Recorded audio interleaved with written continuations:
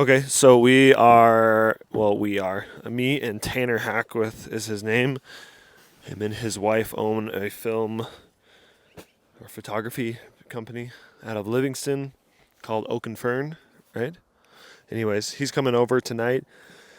We are going to sauna and ice bath and do a podcast, but then the next day we are going to go out and try to shoot an elk for him. So I have some gear here. He has backpacking. He's done backpacking a lot, but he's never been out backcountry hunting. So we're going to combine them tomorrow for him. So we're using some of our gear specifically because these backpacks are specific for being able to quarter and pack out animals. So this is the Metcalf right here, and then this is the Mystery Ranch Terraframe 80. So those are the two packs we're using. I've used both of them quite a bit, and I really like both of them. So this is my bag. This is Terrafirm 80, which is actually my wife's that I'm using. That is my bag. Tanner's going to use it. I let my friends more use that, and I use my wife's stuff. So I do like using your stuff. We're a very similar size. So, yeah, a lot of things fit. Except for underwear. They just don't fit for some reason. Sorry. Anyways, so, kids knock some stuff down here, but I've just got a cover for my bag. Rain and snow. This is an old jacket that was my grandpa's. Don't know who makes it. I have no clue. The buttons are very fancy, and the zipper is absolutely bulletproof. So it's also reversible. I used it a lot back in the day when I was hunting goose.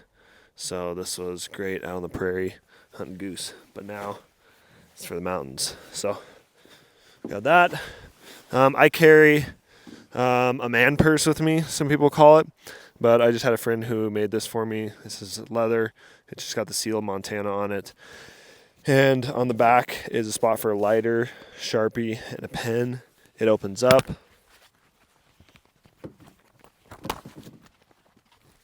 It's got these different divider positions. So you can put a notebook here, close it, stay sealed there. I keep my notebook in here, right in the rain. Yeah, and then it's just got different divider slots for whatever paperwork, things like that you're going to need. I typically just bring this as kind of a fire kit, and I like to have something to write on. It just works really well to keep everything close. So that's what I do with that. I just got some snacks. Dog, this is vanilla pudding. This is a raspberry crumble that I've had for 9 years. I don't even know if I'm going to ever eat it. And outdoor edge knife, reusable blades. I don't know, people hate them or love them, it seems like. I really enjoy it, so got one of those. I'm using the TP from Peaks. And this is just an old footprint from the Half Dome from REI. We got rid of that tent. It just, a dog ran through it. Yeah, so it had giant holes in it. So anyways, but got the footprint for it. I put that in it because the footprint from Peaks is $150, which is not a bad deal, honestly. And I'm going to do it eventually. The edges are kind of tucked up. It's got a spot for the stove. It's pretty nice. So eventually I'll get that, but I just couldn't afford it when I first bought the tent because it is expensive itself.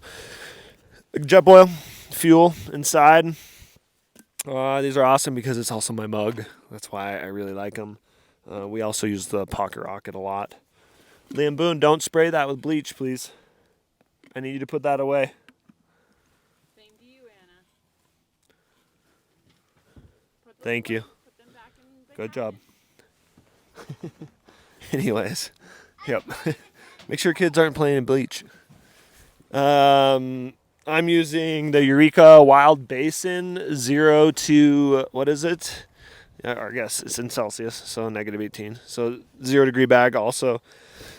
P-cord, of course. I love packing a little pillow. I even threw one in for Tanner because I have a couple extra ones that just came with kits. This is all my son's clothing. A couple dry bags. I'll throw just food in one. It's definitely a sleeping bag. Always is in a dry bag. Everything else is kind of optional because it's just an overnight trip. What was that, son? Huh? You want me to talk about this? Oh, yeah. So this is the Eureka Wild Basin sleeping bag. So it fits me really well. It's synthetic material, which is just fine in my opinion. The backs of them get really cold at night as you're sleeping, and you compress that down. So you get cold in the winter and down. I do, unless you're really, really later in it. But I like the synthetic. It's got a wool kind of inside. It's got the good mummy bag hood. You can zip all the way up. You can pretty much just close off your whole face with it.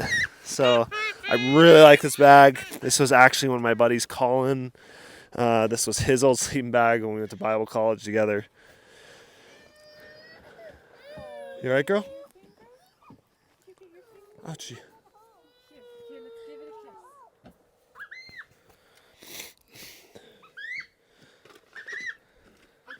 Ready? What else are you packing? And then I've got Tanner's set up here. Pretty much the only thing that's really different here is I'm using the Marmot sleeping bag. It is also zero. It's a 650 filled down sleeping bag.